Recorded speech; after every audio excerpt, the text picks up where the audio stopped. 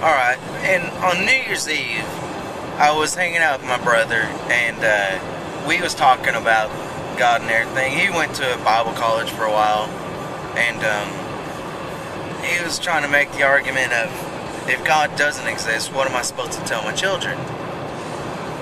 And I'm like, what do you mean? And he says, well, am I supposed to just tell them that life is pointless, that, that there's nothing to look forward to? And that's the misconception about life when you're a Christian. It's like you're just waiting to die, because that's when the real prize happens. And the danger in living like that is, you miss everything. Since I decided that I'm a non-believer, I have become a better person in every facet of my life. I'm a better father. I am more sensitive to other people's plights. My problems are less in severity to a lot of other people's, and I'm more concerned about other people and their rights and human rights, because when you're a Christian, or at least when I was a Christian, I was prejudiced, okay? I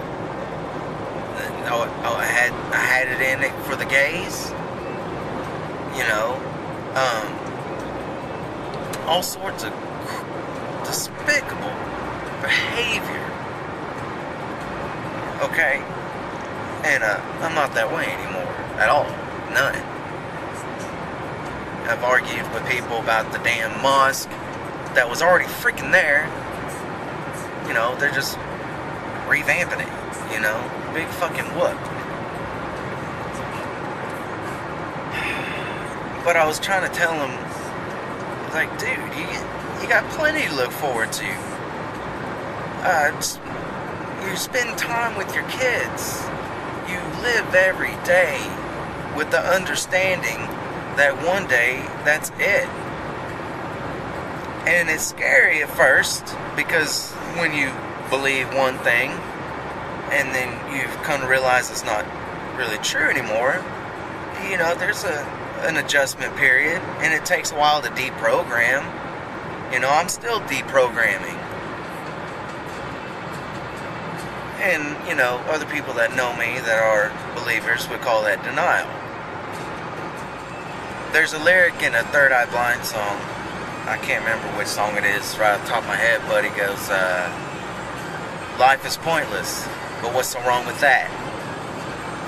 And I love that line. I love it. Because it's true. When you're a believer, you're always searching for the meaning of life and the meaning of, well, even if you're not a believer, a lot of it, you spend a lot of time, wasted time, searching for answers that aren't there, and you miss the big picture. Life is what you make of it. What your heart desires and what makes you happy is the point of life. Everybody wants something different. Everybody's different. Everybody has different goals. We have common goals, but that's what the meaning of life is. The meaning of life is to live. It's really simple. It's not complicated.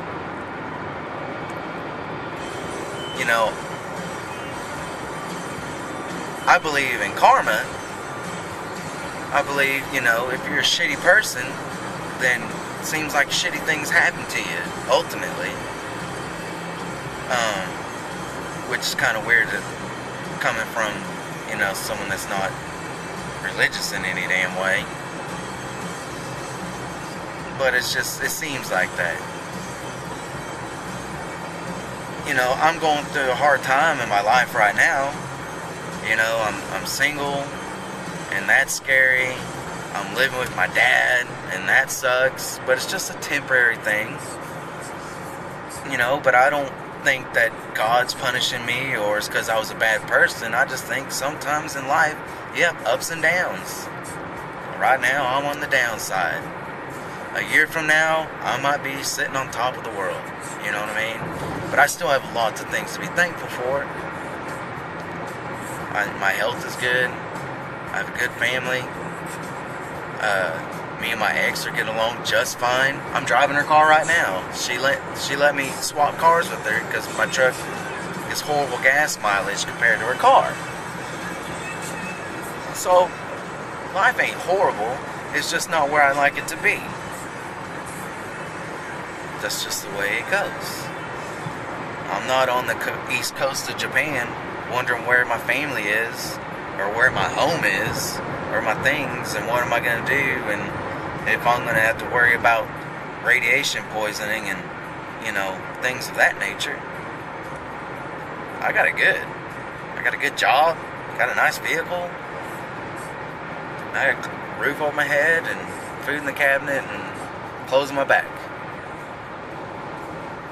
So, things could be worse. The last thing I want to say about the religion thing for now, even though I got plenty to say about it, is the number one most annoying thing to me that really upsets me about being told how wrong I am for not believing and all this sort of stuff is when it comes from people that don't even go to church. No, you do not have to go to church to be religious, but the Bible tells you need to go to church. That's where, for the fellowship, and that's where you learn about the Bible besides reading at home and studying on your own. You know what I mean? You don't study to be a doctor from home. You go to school, right? It's the same kind of idea, and it's doctrine. They tell you that's what you're supposed to do. It's a commandment from God, not 10 commandments, but that's what that's what you're supposed to do. But then you want to turn around and tell me how fucked up I am. That really bugs me. And to be an atheist, you don't have to have a support group. Like being religious, you constantly have to be reading your Bible and try to keep your faith strong, because if you don't, then doubt will creep in and take over. That doubt is your common sense and your intelligence shining through. Okay? All you have to do is go to church and all that kind of stuff to help reinforce,